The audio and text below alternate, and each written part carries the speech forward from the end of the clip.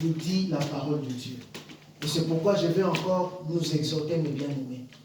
À chaque fois que nous sommes là, quand il faut adorer Dieu, vous allez voir qui il est, ce Dieu-là que nous disons Dieu. Ce Dieu-là que nous adorons. Ce Dieu-là que nous prions. Nous allons voir qui il est. Et c'est que tu vas connaître qui il est là en ce moment. Je pense que ça va te pousser encore à te révolter, à adorer Dieu d'une autre manière que ce que tu le fais maintenant. Ou même pour chanter pour lui. Tu vas chanter d'une autre manière de ce que tu chantais avant. Écrit à l'ange de l'église de ça, c'est Apocalypse 4. Excusez-moi, 4.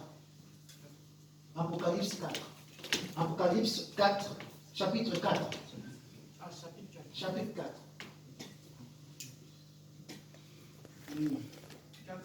Apocalypse chapitre 4, verset 1. Ça m'a touché. Une fois quand je lisais ces paroles, j'ai dit, mais Seigneur, qui suis-je moi ici sur la terre? Après cela, je regardais et voici, une porte était ouverte dans le ciel. Ça, c'est l'apôtre Jean qui voit. La première voix que j'avais entendue comme le son d'une trompette et qui me parlait dit, monte ici et je te ferai voir ce qui doit arriver dans la suite. Aussitôt je fus ravi en esprit, et voici il y avait un trône dans le ciel. Dans le passage que j'ai ici, il dit que monte ici, je te ferai voir ce qui doit arriver dans la suite. Alors Dieu spirituel ne peut pas voir ce trône-là. Ce trône-là existe là où Dieu est. Le Dieu que tu es en train d'adorer, le Dieu que nous adorons, il est assis sur son trône. Dans le ciel. Et sur ce trône, quelqu'un était assis. Sur ce trône, quelqu'un était assis. Quelqu'un était assis.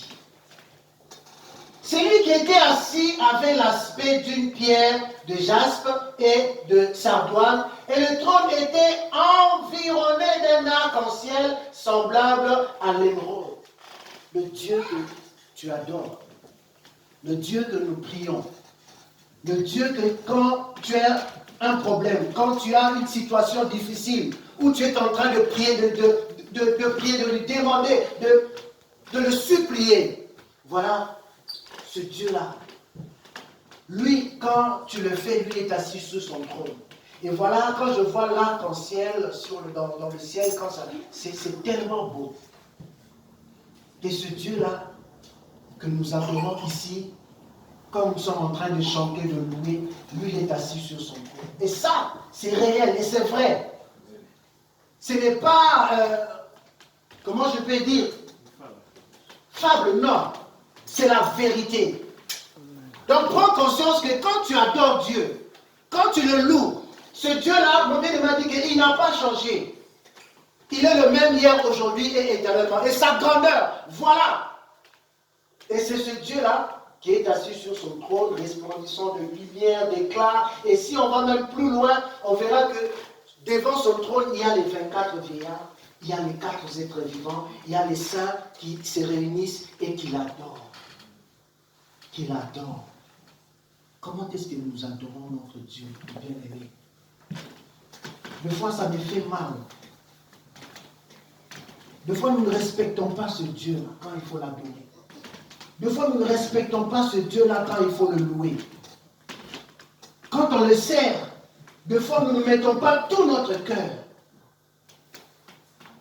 À partir de moi-même, j'ai été interpellé tout à l'heure. Pour que nous puissions prendre conscience.